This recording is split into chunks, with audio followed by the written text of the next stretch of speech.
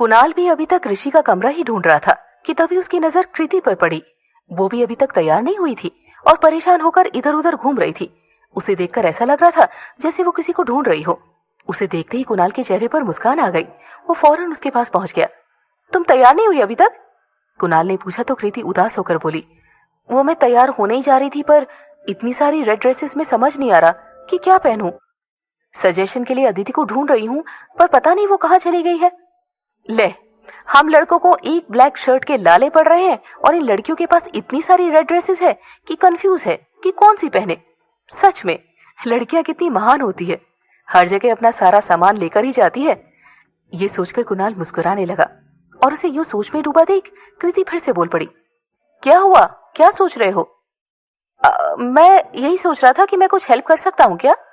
कुणाल ने सकपकाते हुए कहा तो कृति ने पहले तो कुणाल को ऊपर से नीचे तक देखा, फिर कुछ सोचते हुए बोली, आप हेल्प कर पाओगे इस मामले में? कोशिश तो कर ही सकता हूं ना, वैसे भी मेरी चॉइस इतनी भी बुरी नहीं है। कुणाल ने मासूमियत से कहा तो कृति दुखी स्वर में बोली, पर आपको भी तो तैयार होना होगा ना? अरे मैं तो 2 मिनट में तैयार हो जाऊंगा, पर इस टाइम तुम्हारी मदद करना जरूरी है। कुणाल ने मुस्कुराकर कहा तो कृति खुश होकर बोली, ओके चलिए फिर। दोनों कमरे में आ गए।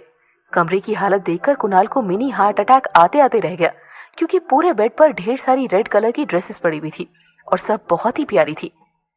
ओह गॉड, ऐसा लग रहा है जैसे पूरे बैग में सिर्फ रेड ड्रेसेस ही लेकर आई है। मुझे तो लगा था 2-3 ड्रेसेस होंगी, आराम से बता दूंगा कि कौन सी बेस्ट है, पर यहाँ तो पूरा का पूरा शॉपिंग मॉल है। इतनी ड्रेसेस में से कैसे सिलेक्ट कर पाऊंगा? कुणाल सर पीटते हुए बुदबुदाया तो कृति उसे घूरते हुए बोली, कुणाल आप फिर से कहाँ खो गए? नहीं, मैं तो ये सोच रहा था कि इतनी सारी रेड ड्रेसेस। कुणाल ने पूरे बेड पर नजर दौड़ाते हुए कहा तो कृति मुस्कुराते हुए बोली, हाँ, because red is my favourite colour, इसीलिए मेरे पास मोस्टली सारी ड्रेसेस रेड कलर की है। आप ये सब छोड़िए ना, जिस काम के लिए आए वो करिए ना। बताइए इनमें से कौन सी पहनूं? जल्दी से कोई एक ड्रेस सिलेक्ट करके निकल ले कुणाल, वरना यहाँ आदि और अतिरेक तैयार होकर पार्टी में भी पहुंच जाएंगे और तू यहाँ एडवाइजर बनकर ही रह जाएगा। ये सोचकर कुणाल ने उनमें से एक अच्छी सी ड्रेस सिलेक्ट कर दी, पर कृति को वो पसंद नहीं आई। उसने फिर दूसरी ड्रेस सिलेक्ट की, पर कृति ने उसे भी रिजेक्ट कर दिया। कुणाल ने फिर से एक ड्रेस सिलेक्ट की, पर कृति ने उसमें भी कोई कमी निकाल दी। हो गॉड, ये सारी लड़कियां ही अजीब होती है, या ये डिग्री सिर्फ इसके पास ही है? कितनी अच्छी अच्छी ड्रेसेस बता चुका हूँ, पर ये तो सारी रिजेक्ट की जा रही है। मैं तो यहाँ इसकी हेल्प करने आया था, ये तो उल्टा मुझे ही टॉर्चर कर रही है।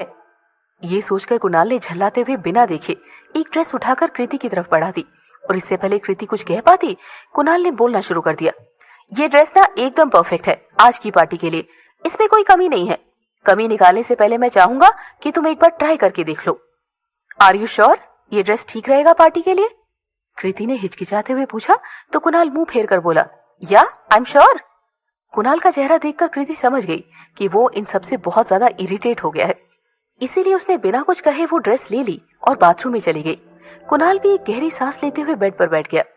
थोड़ी देर में कृति वो ड्रेस पहनकर घबराते हुए बाहर आई, और उस पर नजर पड़ते ही कुणाल को एहसास हुआ कि उसने फ्रस्ट्रेशन में आकर कितनी बड़ी गलती कर दी है। वो ड्रेस उसने कृति को सिलेक्ट करने के लिए दी थी, वो एक्चुअली कुछ ज्यादा ही शॉर्ट थी और किसी भी एंगल से फैमिली फंक्शन के लायक नहीं थी। उसे देखते कुणाल ने तुरंत अपनी नजरें झुका ली।